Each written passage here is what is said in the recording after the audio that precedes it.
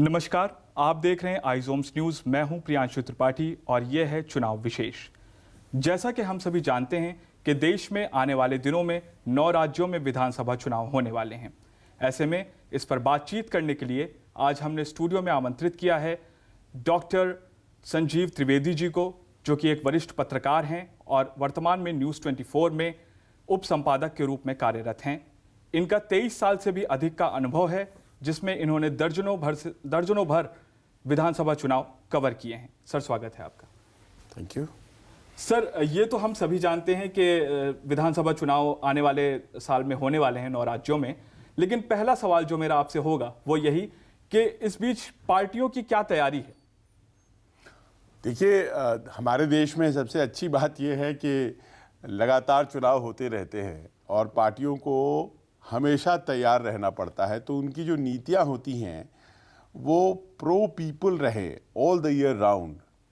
इसके लिए ज़रूरी है कि चुनाव होते रहें, क्योंकि अगर मान लीजिए कि बहुत दिनों में एक चुनाव हो रहे हैं तो बीच में उनकी नीतियां जो हैं वो लोगों का दिल जीतने से जुड़ी हुई हैं या नहीं हैं, इस पर प्रश्न चिन्ह लग सकता है। लेकिन अगर मान लीजिए कि हर बार चुनाव होते हैं और हर 4 महीने, 6 महीने, 8 महीने पर कोई ना कोई चुनाव आता हुआ दिखाई पड़ता है, तो कम से कम ये तय हो जाता है कि जो सरकारें हैं या जो मुख्य विपक्ष है वो अपनी नीतियों में जनता से दूर जाने की हिम्मत नहीं करेंगे। बहुत से लोग कहते हैं कि देखिए जी, चुनाव जल्दी जल्दी नहीं होने चाहिए और इससे बहुत ज़्यादा मुश्किल हो जाती है। लोकतंत्र में ऐसा लगता है हमेशा जो है वो चुनाव हो रहा है। मेरा अपना मानना है कि बहुत जल्दी तो नहीं होने चाहिए, लेकिन समय समय पर चुनाव होते ही रहने चाहिए। सर, अगला सवाल जो मेरा होगा वो कांग्रेस की भारत जोड़ो यात्रा से संबंधित है। भारत जोड़ो यात्रा एक बहुत ही मेजर पॉलिटिकल इवेंट है हमारे देश में आजकल, और हाल ही में हरियाणा में प्रवेश कर गई है यात्रा। आने वाला जो साल है वो मेजर जो चंक है चुनाव का वो पूर्वोत्तर भारत में है। तो ऐसे में क्या असर देखते हैं भारत जोड़ो यात्रा का आने वाले विधानसभा चुनावों में?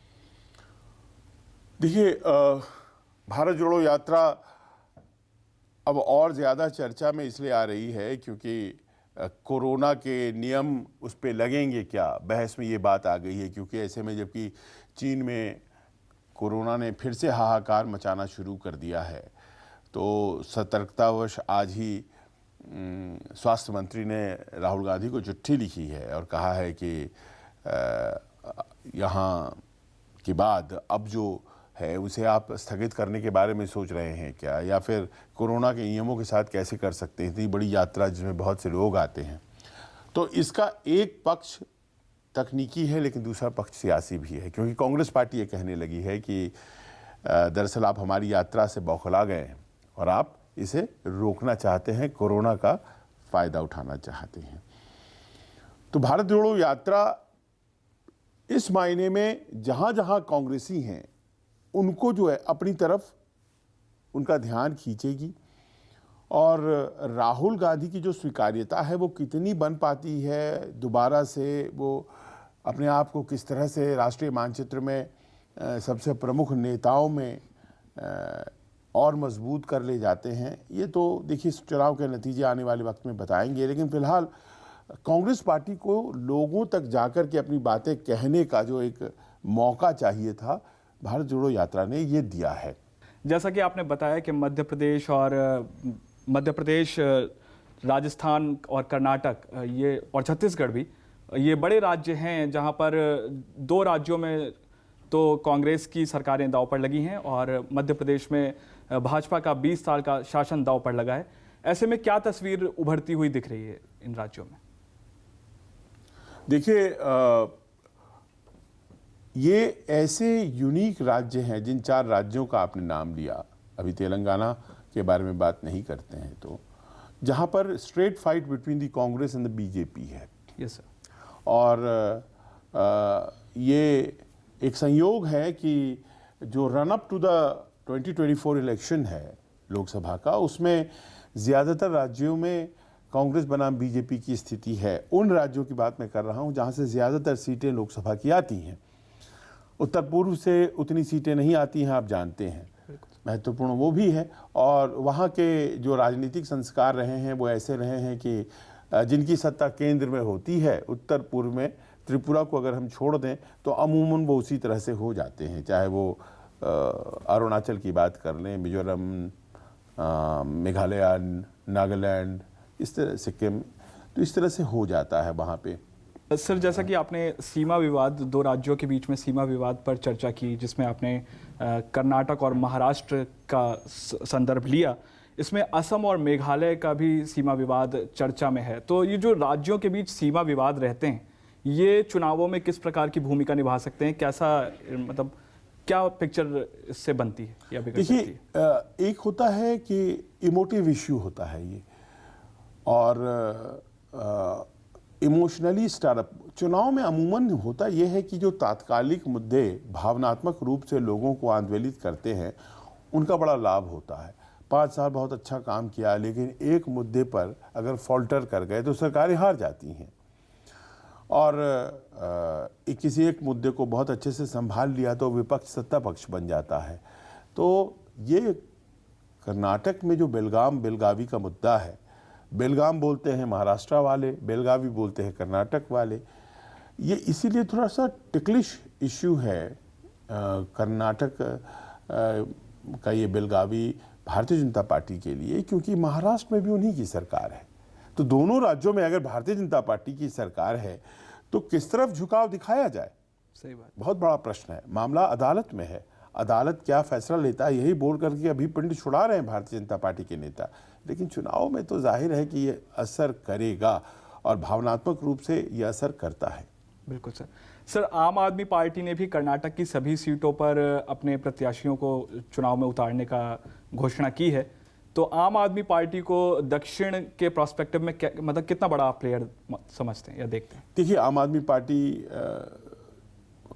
एक गुजरात के चुनाव में मैंने अभी देखा कि एक बज़ तो क्रिएट कर लेती है, और उसके बारे में बातचीत करने लग जाते हैं लोग, क्योंकि उनके पास एक नायाब मॉडल है पॉलिटिक्स का, और वो मॉडल उन्होंने अपने प्रयोगों से इजाज़त किया है। और वो मॉडल है कि कल्याणकारी राज्य की जो अवधारणा होती है, उसमें लोगों को सुविधाएं मुफ्त में मुहैया कराना, और ये जो कल्याणकारी राज्य की भावना है, उसका एक चरम है कि भाई आपको राज्य की तरफ से स्वास्थ्य, शिक्षा, सब कुछ मिल रहा है। इसके समानांतर कोई आर्थिक लाभ पहुंचाने वाली स्कीम जो है, कोई योजना या कोई कॉन्सेप्ट कांग्रेस या भारतीय जनता पार्टी नहीं दे पाई है। उनको ये लगता है कि हमने अपनी योजनाएं जो चलाई हैं वही काफ़ी है। जैसे मान लीजिए कि हमने प्रधानमंत्री किसान कल्याण योजना है या अन्य योजना है, हमने जो योजनाएं चलाई हैं वो काफ़ी हैं, लेकिन आम आदमी पार्टी की जो पूरी कॉन्सेप्ट है वही फ्री की जो पॉलिटिक्स है उस पर आधारित है। सर, अगला सवाल जो मेरा होगा, क्योंकि अगर हम कर्नाटक के बारे में बात करें तो कांग्रेस का 38% वोट शेयर था पिछले चुनावों में, जो कि सबसे अधिक था। तो ये जो वोट शेयर ज़्यादा हो जाता है, लेकिन फिर भी सरकारें या वो सीट्स में कन्वर्ट नहीं हो पाता, इसकी गणित को आसान भाषा में अगर आप समझा सकें। देखिए, ये तो बड़ा सिंपल है कि हम लोगों के यहाँ जो सिस्टम है, फर्स्ट पास द पोस्ट, मतलब ये है कि अगर मान लीजिए कि कहीं 10 वोट हैं, 3 उम्मीदवार हैं, तो जिसे 4 आएगा वो चुनाव जीत जाएगा। पर उसका दूसरा पक्ष ये होता है कि 6 लोग उसे नहीं चाहते थे। अगर 3 उम्मीदवारों में 3-3 में बट गया है बाकी के 6 वोट, तो 3-3-4 अगर हो गए तो 4 वाला तो जीत गया चुनाव। पर यह हकीकत तो है कि 6 लोग उसे नहीं चाहते हैं उसी कॉन्स्टिट्यूएंसी में। परसेंटेज का हिसाब किताब ये हो जाता है कि मान लीजिए कि आपकी सीटें आई हैं और हर सीट पर बहुत ज़बरदस्त मार्जिन से जीत हुई है, हर सीट पर बहुत ज़बरदस्त मार्जिन से जीत हुई है, तो परसेंटेज आपके तो बढ़ जाते हैं, पर जो रिक्वायर्ड नंबर ऑफ सीट्स है वहाँ आप नहीं जीत पाए हैं। मान लीजिए कि आपने बहुत परसेंटेज वोट लाया, हर सीट को 10,000 से 15,000 से जीता, तो आपके वोटिंग परसेंटेज तो बढ़ जाएंगे, लेकिन आपके नंबर ऑफ सीट्स नहीं भी आ सकते हैं। और मान लीजिए वो स्थिति एक आती है जिसमें कि हर सीट आपने 4-4 हज़ार से ही जीता, तो आपके वोट परसेंटेज भले ही कम होंगे, लेकिन नंबर ऑफ सीट जो रिक्वायर्ड हैं सरकार बनाने के लिए वो आपको हो सकता है प्राप्त हो जाए। तो इसीलिए परसेंटेज वोट एक सबसे सही आकलन नहीं है किसी भी इलेक्शन को पढ़ने का। एक सीमा के बाद उसकी सीमा के बाद उसकी लिमिट्स शुरू हो जाती हैं, इन द सेंस कि वो उस तरह से एक्सप्लेन नहीं कर पाता है। अब आप हिमाचल का ही इलेक्शन लीजिए तो आपको ये देखना पड़ेगा कि वहाँ पर दोनों भारतीय जनता पार्टी और कांग्रेस की करीब करीब बराबर वोटें आई हैं। 0.9% से ज़्यादा है केवल कांग्रेस, तो 0.9% में 15 सीटों का फासला कैसे हो जाता है? किसी को भी समझ में आएगा कि 43.9 कांग्रेस लेकर के आई है, 43% बीजेपी लेकर के आई है, तो 0.9 में इन्हें 25 और उन्हें 40 सीट कैसे हो गई? तो दरअसल वही बात है कि आप उस 43 को प्राप्त करने में बीजेपी ने कहीं कहीं बहुत ज़्यादा से जीत दर्ज कर दिया और कहीं कहीं जो है वो जीत ही नहीं पाए। सर अगला सवाल, क्योंकि दक्षिण भारत की चर्चा हमने कर ली, अब चलेंगे पूर्व उत्तर भारत की ओर। और अगला सवाल, जैसा कि आपने ट्राइब्स की बात की, गुजरात की, तो नागालैंड की ट्राइब्स एक अलग राज्य की मांग को लेकर चर्चा में हैं उस पर, और क्योंकि अब चुनाव भी है वहाँ पर, तो इसको कैसे देखते हैं? क्या ये मांगें सिर्फ चुनावी होती हैं या इनका मतलब लॉन्ग टर्म की भी कोई प्रोस्पेक्टिव है इनका? देखिए, जो नागालैंड है और बाकी के वहाँ पर जितने भी राज्य हैं उनकी जो आइडेंटिटी है वो कई राज्यों में ट्राइबल आइडेंटिटी है, और वहाँ की राजनीति जो है वो इन्हीं आइडेंटिटीज़ के आसपास पहले चला करती थी। और इस बात को ख़ास तौर पर वहाँ जो ट्राइबल संघर्ष होते हैं उसके संदर्भ में भी समझा जा सकता है। पर हाल के दिनों में हम लोगों ने देखा इस बात को कि वो वहाँ की जो राजनीति है वो केंद्र के अनुसार चलने लगी है। अब पहले कांग्रेस ने एक लाइन से सारे राज्यों में सरकारें बना ली, अब भारतीय जनता पार्टी ने एक लाइन से सरकारें बना ली।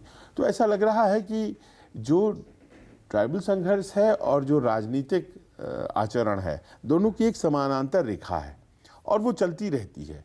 वो सामाजिक स्तर पर कुकी नागा क्लैशेस चलती रहेंगी वहाँ पर, और इधर राजनीति जो है वो अपने तरीके से दिल्ली की सत्ता के साथ अपने आप को जोड़ती चली जाएगी क्योंकि यहाँ से अनुदान मिले। सर अगला सवाल मेरा होगा, इंसर्जेंसी और अफास जो arm forces special power act है, आफ्स्पा, तो सर इससे संबंधित जो कंट्रोवर्सीज रहती हैं चुनाव के दौरान और ये मुद्दे उछलते रहते हैं, तो इस पर ये कितना प्रभावित करते हैं चुनावों को उस रीजन में, नॉर्थ ईस्ट में?